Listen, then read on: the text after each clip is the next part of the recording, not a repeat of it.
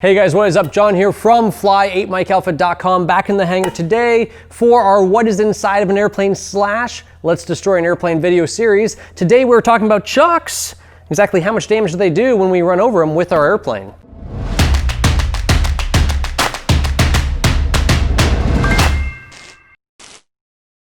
So first up were our nice little metal thin chocks from Aircraft Spruce. Gonna get a good deal on them now. They're actually definitely not gonna stop the airplane with any speed to it, but good for in a hangar where there really is no wind. Next up was the plastic Walmart chock. You can get this for $1.96 at your local Walmart in the trailer section. It did pretty good. It actually slowed the airplane down and got up underneath that wheel. So the wheel got on top of the chock and then the plastic just went skidding across the pavement. Made a nice little noise there. And actually held the airplane. So if it is the right size chock for your tire, those cheap little chocks from Walmart can be pretty good, definitely for in a hangar, possibly even outdoors. These thin little rubber ones, again, not even really even a thud in the cockpit, did nothing to slow the airplane down. Probably good for in a hangar, definitely not good for outside with any sort of wind. Then it was finally time to start hitting the big ones. Those ones are really made for a jet, and they will definitely hold your airplane in place when it is outside in the wind. You can see how that tire kind of deforms around it right as it just catches the edge there.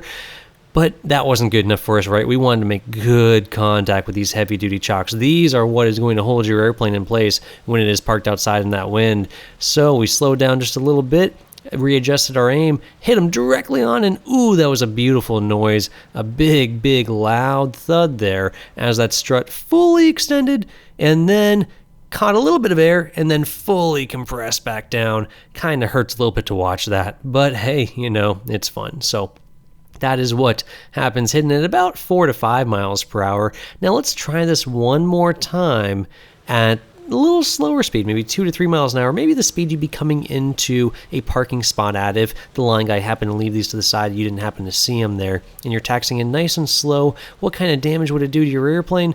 Well, it's going to grab it pretty good there, and it's a pretty aggressive grab. Kind of threw me for a little bit of a little shock against the shoulder straps there.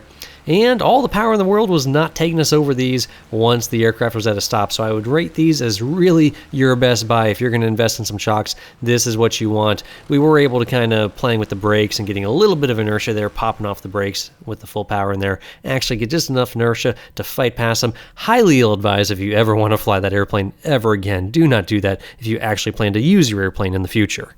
All right, so let's talk about these wheel chocks and taxiing over them. Obviously, we never want to taxi over chocks, but we wanted to answer the question, exactly how much damage does it do to the aircraft if you taxi over chocks? Well, it showed that, you know, we could taxi over them at a pretty high speed, or 5, 6, 8 miles per hour, and really didn't affect the aircraft too much. Not that it didn't affect the aircraft, it allowed us to maintain directional control of the airplane pretty well, but I'm sure it did some damage, and it's definitely not good for your airplane to be jumping off and catching air like that as it rolls over some chocks. Definitely doing some damage to the gear. Probably would want to have the airplane looked at by a mechanic and make sure we didn't do any damage if that actually happened in real life. Luckily for this one, it's never going to fly again. But as far as the lower speed, that's when it was a little bit more aggressive and grabbed the airplane a little bit harder even. Bottom line is, at any speed, this is not a good idea. If you ever think you're going to be close to chocks, well, good idea to probably just set the parking brake, follow a securing checklist, shut down the airplane, get out, look around, clear the area, and then go. If you fire up and you realize you left the chocks on, do not try to power through them. I know we did just for fun because, well, we're literally trying to destroy this airplane. It's actually the title of the YouTube series, What's Inside of an Airplane / Let's Destroy an Airplane video series. But in all reality, that's not what you want to do. It's just, well, us having a little bit of fun because so many fond memories in this girl, and unfortunately, never gonna fly again, so might as well make the most of it.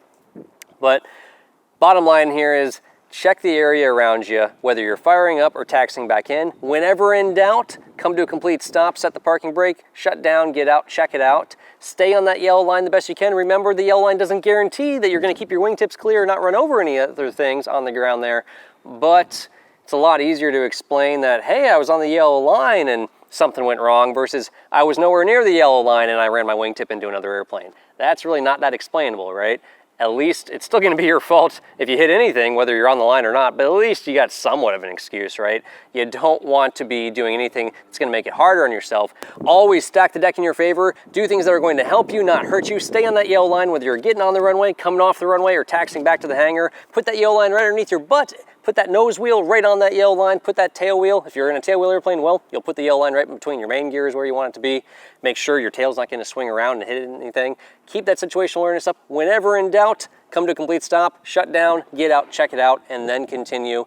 Never be in a rush. It will make life a lot easier for you. This was all part of our What's Inside of an Airplane / Let's Destroy an Airplane video series here on YouTube, with a lot more videos on flyatmikealpha.com. Link is in the description below to the website. If you guys have any questions on this, you can of course leave your questions in the comments right below. Check out all the different courses we have on Fly at Mike Alpha, all the different videos we have of destroying this airplane and explaining what's inside the airplane as we take it apart, peel the skins off the wings, look inside, and learn about how this airplane's put together, all on the website at flyatmikealpha.com, along with the private pilot, instrument pilot, commercial pilot, ground school, seaplane, tail wheel, spin awareness, all sorts of different courses, a lot of them free, some of them paid. Check them out. And guys, if you can't fly every day, then fly at mikealpha.com. We'll see y'all in the next one.